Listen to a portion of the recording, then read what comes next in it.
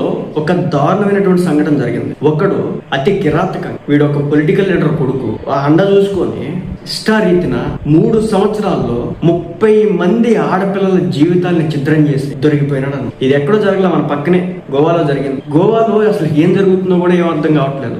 అసలు అక్కడికి పక్క రాష్ట్రాల టూరిస్టులు వెళ్ళినా సరే వాళ్ళని అనేక రకాల ఇబ్బందులు పెడతా ఉన్నారు ఆ ప్రాంతం. ఈ రోజున గోవాలో దారుణం జరిగింది. బీజేపీ కార్పొరేటర్ కొడుకు, ఈడొచ్చేసి బీజేపీ కార్పొరేటర్ కొడుకు అనమాట. మరి ఎంత న్యాయం జరిగితే నేనైతే చెప్పలేను, ఎందుకంటే ఇప్పుడు అధికారంలో అక్కడ ఉంది బీజేపీనే. తండ్రి కార్పొరేటర్ కాబట్టి అంటే అక్కడ నడుపుతూ ఉంటాడు. మరి ఎంత శిక్ష పడితే నాకైతే తెలియదు. బీజేపీ కార్పొరేటర్ కొడుకు సుమారు 30 బాలికలను 3 ఏళ్లుగా రేప్ చేయడం కలకలం రేపుతుంది.